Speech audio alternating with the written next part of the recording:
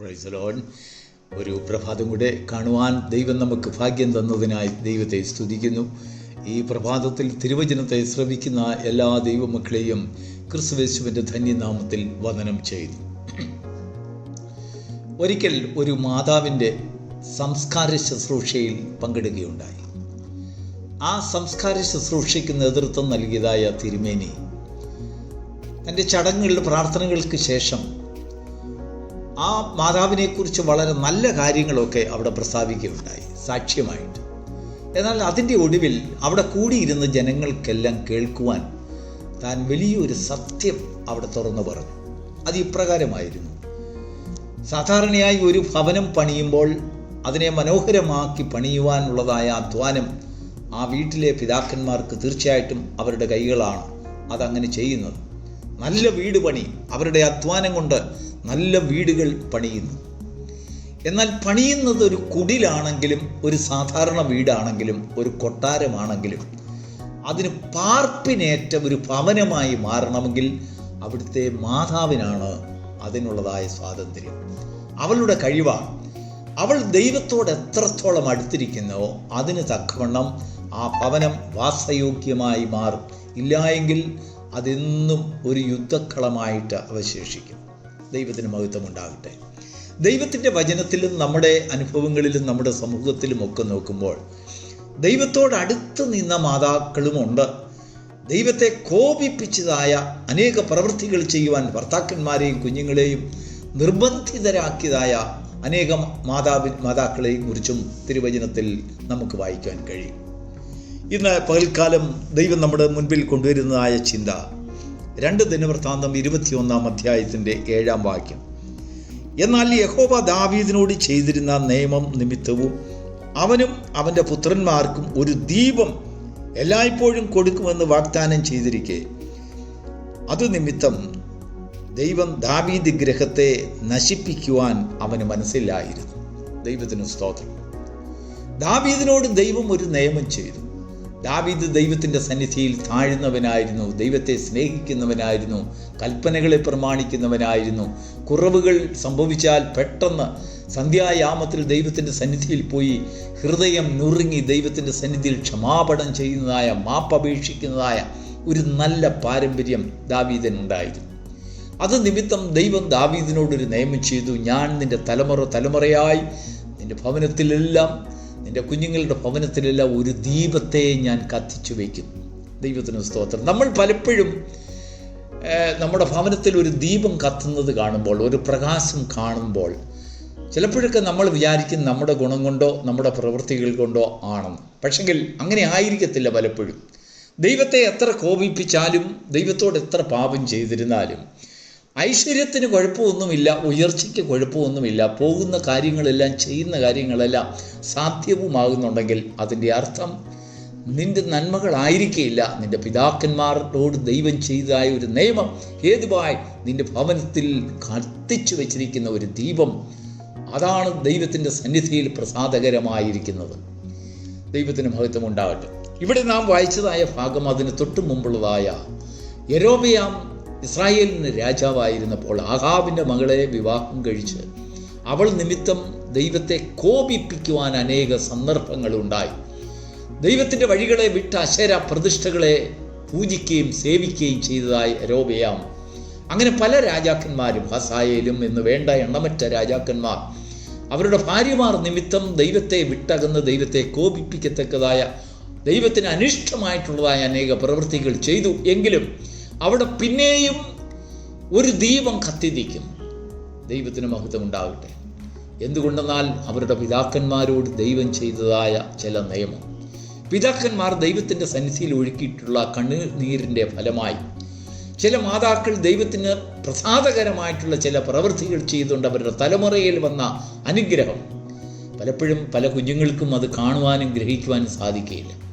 നമ്മുടെ ജീവിതത്തിൽ നമ്മൾ തെറ്റുകൾ സംഭവിക്കുമ്പോഴും നമ്മളിൽ പാപവശങ്ങൾ ഉള്ളപ്പോഴും ദീപം തെളിയാതെ കത്തി നിൽക്കുന്നത് കാണുമ്പോൾ നമ്മുടെ പാപത്തിലും നമ്മുടെ അനിഷ്ടമായ, ദൈവത്തിന് അനിഷ്ടമായി പോകുന്നതായ പ്രവൃത്തികളിലും ദൈവം പ്രസാദിക്കുന്നു എന്നല്ല അതിൻ്റെ അർത്ഥം.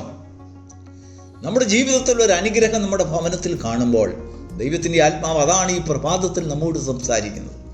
നമ്മുടെ ഭവനത്തിൽ ഒരു അനുഗ്രഹത്തിൻ്റെ വഴി കാണുമ്പോൾ, ഉയർച്ചയുടെ വഴി കാണുമ്പോൾ, നാം ദൈവത്തിൻ്റെ സന്നിധിയിൽ താണ് ദൈവത്തോട് ചോദിക്കണം, കർത്താവേ, ഇത് ഞാൻ നിമിത്തമോ എൻ്റെ പിതാക്കന്മാരോട് നീ ചെയ്ത നിയമം നിമിത്തമോ?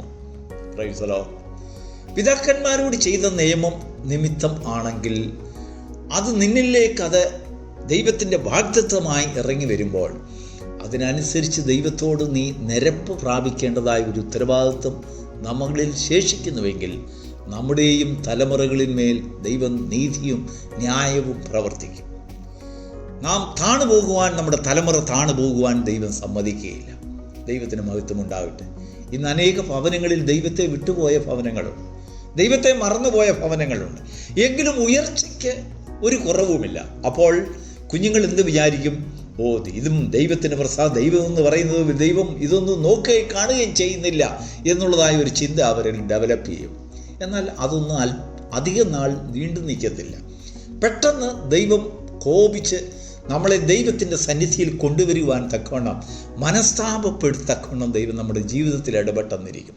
എന്നാൽ ഉയർച്ചയെ കാണുമ്പോൾ ദൈവത്തിൻ്റെ ആത്മാവ് പറയുന്നു, നമ്മളിൽ ഒരു കാര്യസാധ്യം കാണുമ്പോൾ, ഒരു ദീപം പ്രകാശിച്ച് കാണുമ്പോൾ, ഒരു അന്ധകാരത്തിൽ നമുക്കെങ്ങും തുണയില്ലാതിരിക്കുമ്പോൾ ദൈവം കാണിക്കുന്നതായ ഒരു പ്രകാശം, ആ പ്രകാശത്തിൻ്റെ മുൻപിൽ നമ്മളെ തന്നെ താഴ്ത്തുകയാണെങ്കിൽ, നമ്മളെ തന്നെ ദൈവത്തിൻ്റെ സന്നിധിയിൽ ശോധന ചെയ്യുന്ന ഒരു ഹൃദയം നമുക്കുണ്ടെങ്കിൽ, അത് നിമിത്തം നമ്മുടെ തലമുറകളിന്മേൽ ദൈവത്തിൻ്റെ ദീപം അവർ പോകുന്ന വഴികളിലൊക്കെ കത്തി നിൽക്കും.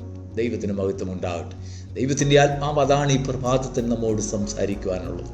പലപ്പോഴും നമ്മൾ കാണുന്നതായ പ്രകാശിച്ചു നിൽക്കുന്നതായ ദീപം നമ്മൾ നിമിത്തമായിരിക്കില്ല, നമ്മുടെ ഭാര്യ നിമിത്തമായിരിക്കില്ല, നമ്മുടെ കുഞ്ഞുങ്ങൾ നിമിത്തമായിരിക്കില്ല.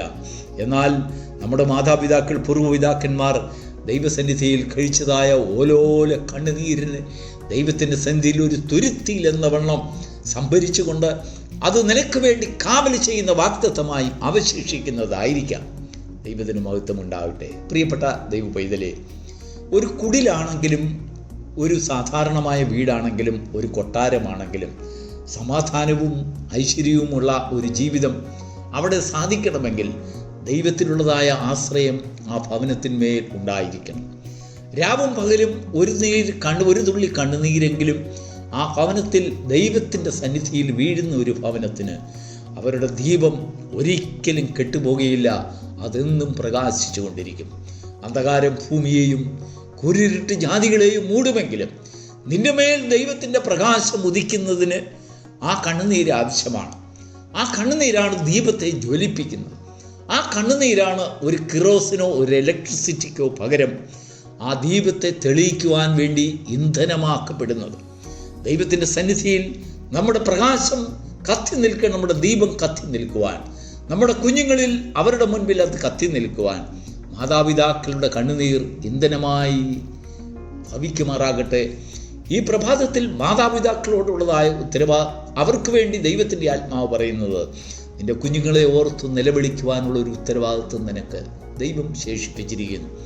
അങ്ങനെ ശേഷിക്കുന്നു എങ്കിൽ അവർ പോകുന്നിടത്തൊക്കെയും അവരുടെ ദീപം അണയാതെ അവർക്കൊരു വഴികാട്ടിയായി ആ ദീപം അവരുടെ മുൻപിൽ നിൽക്കും. ദൈവത്തിൻ്റെ വാഗ്ദത്തം, നിന്നുമേൽ ഉള്ളതായ ദൈവത്തിൻ്റെ വാഗ്ദത്തം അവർക്ക് ഒരു ബുദ്ധിയുപദേശമായിട്ട് നിൽക്കും. ദൈവത്തിന് മഹത്വം ഉണ്ടാകട്ടെ.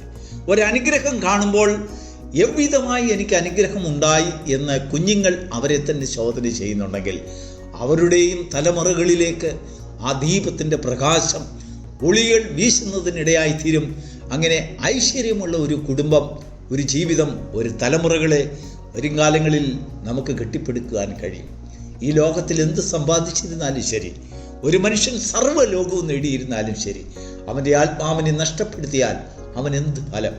നമ്മുടെ ആത്മാക്കളുടെ രക്ഷയ്ക്കായി, നമ്മുടെ ഭവനത്തിൻ്റെ സമാധാനത്തിനായി, ശാന്തിക്കായി, ഐശ്വര്യത്തിനായി, പ്രകാശത്തിനായി അന്ധകാരം നമ്മുടെ ഭവനങ്ങളിന്മേൽ, കുഞ്ഞുങ്ങളിന്മേൽ, നമ്മളിന്മേൽ വീഴാതിരിക്കത്തക്കവണ്ണം നാം പ്രകാശിക്കുന്ന ദീപങ്ങളായി, നക്ഷത്രങ്ങളായി ശോഭിക്കപ്പെടുവാൻ ദൈവസന്നിധിയിൽ താഴുന്നതും ദൈവത്തെ അറിയുന്നതും കൽപ്പനകളെ വിടാതെ ദൈവത്തെ സ്നേഹിക്കുന്നതുമായ ഒരു തലമുറയെ കെട്ടിപ്പടുക്കുവാൻ ദൈവം നമ്മെ സഹായിക്കുമാറാകട്ടെ. God bless you.